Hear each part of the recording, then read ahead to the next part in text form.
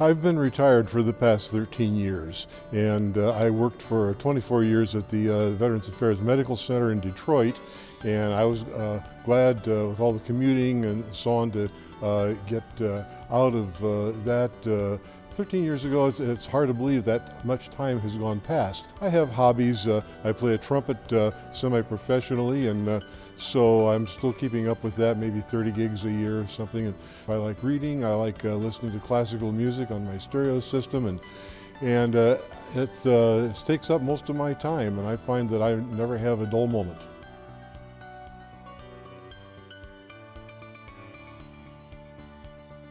Well, it's immeasurable. Like Yogi Berra said, the old baseball player, he said, if you come to a fork in the road, take it. He didn't say what fork, which direction you should go. But when I graduated with my baccalaureate degree from Illinois, 1969, I was drafted, and then I flunked my draft exam physical, and so I had some other directions to take, but I wanted to further my education, and so I came up to the University of Toledo because it was in proximity to where my folks lived in Findlay, Ohio. So I went to the University of Toledo, and I was very fortunate to meet a professor there, Dr. Clifford J.V. Smith, who sat down with me and talked about graduate opportunities, and we decided that I could do research in his laboratory. That's what started me on that course. Then the quarter after I started graduate work, I was awarded a graduate teaching assistantship. That allowed me to work on my master's degree, to acquire some teaching skills, to do some research, get a few minor publications, and then they asked me to go into the doctoral program. I was very happy to be able to do that. I went to the Medical College of Ohio, which was known in those days, to work with an anatomist there, Dr. Ben Pansky. So all those skills, all that education went to furthering my desire to work in the biomedical industry. All of this was because of my initial desire to further my education, and I chose the University of Toledo because I felt it was a good fit, a good mix for me, and I am so glad that I went up here. I like the Toledo community, I like the university community, and this gave me my career, my start in my professional career.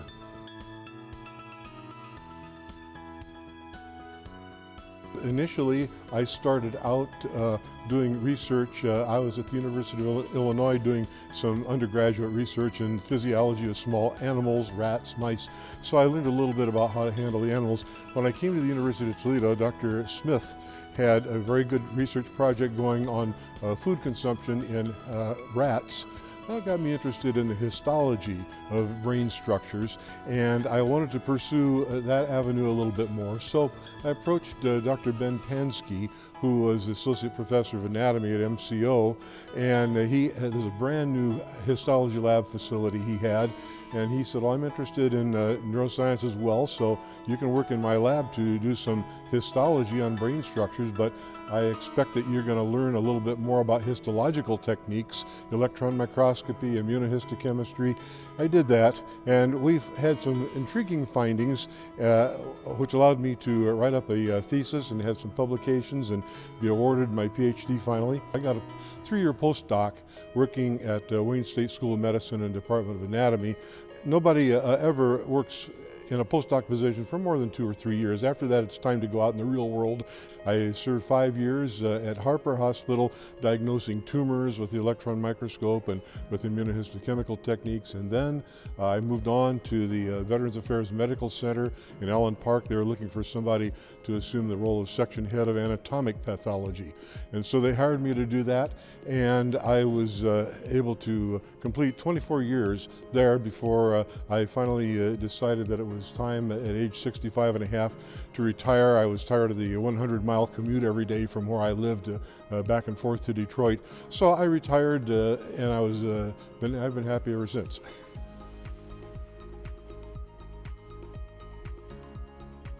It's an honor, it's a privilege, It was unexpected.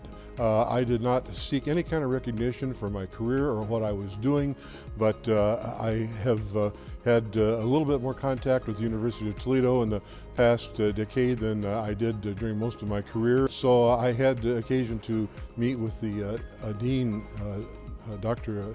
Sigar of the Natural Sciences and Mathematics last month over a meal, and he asked me if I would consider being recognized as a distinguished alumnus. And I was taken aback, completely surprised. I said, well, yes, it'd be an honor to do that. I wasn't going to refuse that. So it means a lot to me that the university has recognized that I've done something appropriate with my career, that I have tried to contribute my skills, my knowledge, and I've tried to utilize the education they provided to the benefit of humanity, and that's what it's all about.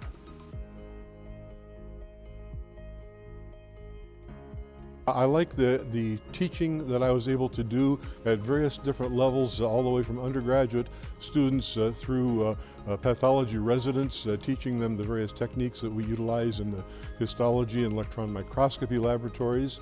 And that's one of the major accomplishments, is just passing on this education and knowledge to new students. In the VA and in Harper Hospital, elsewhere, there were faculty and staff, physicians and Ph.D.s who are doing research projects. I was very fortunate to work with many very, very fine, intelligent people there, and it gave me a number of publications in which I was a co-author. So I think the ability to interact with so many others in the research meant a lot to me. That was one of my major accomplishments.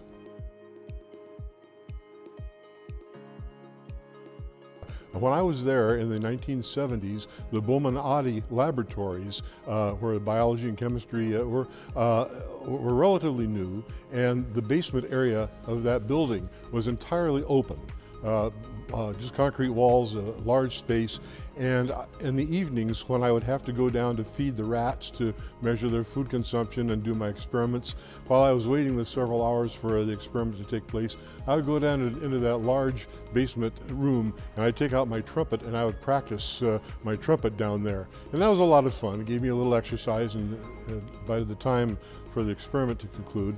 Another fond memory was when I first met my wife. And my wife, Susan, became a graduate teaching assistant there at the university. First time I saw her was when she came up with some fellow students from another college, and she went to a seminar. I was there showing slides and preparing coffee and donuts for everybody at the end of the thing. I happened to see this attractive young lady down there who was listening, and next quarter she was a graduate teaching assistant. So I said, well, I can show you around the department and show you what the teaching protocols are. And so the next thing we knew, we were going out together, and we married, and we've been married now for 49 years.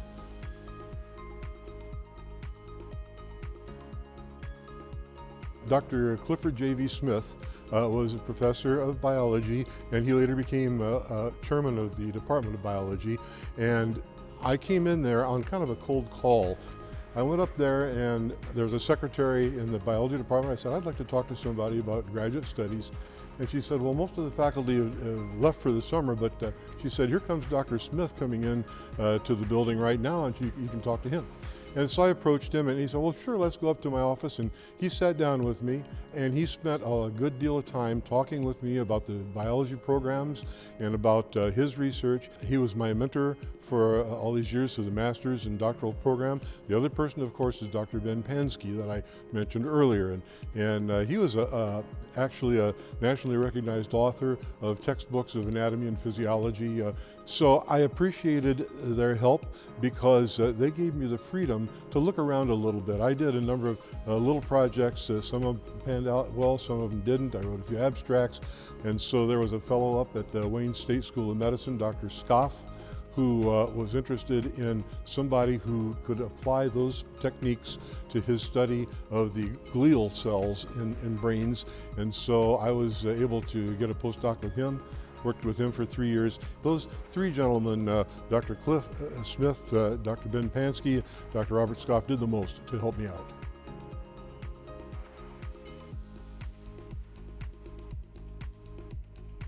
There's a lot of advice I'd like to give to the students, and I gave a lot when I was teaching. One of the principal things is to have some direction in your studies, have an idea of where you might be going with learning these different topics. In a university, there's so many hundreds of different areas of study that one can pursue. And number one, I think every student needs to have communication skills, has to have computer skills, has to be able to work with others well and follow instructions. And as they're learning these things, whether it's the basic knowledge or whether it's the various laboratory techniques or other manipulative techniques, they should have an eye towards what they're going to do with them when they finally graduate. And once they've graduated, now where do I go? What am I going to do? Well, you've got all these skills, you've got knowledge. How can you best apply that to not only better your life, get some kind of position where you can help the medical community, that's what I was in, but also to be able to do something to help humanity. And that was my big concern when I was looking for my position, is what can I do that's going to utilize the skills I have to better help.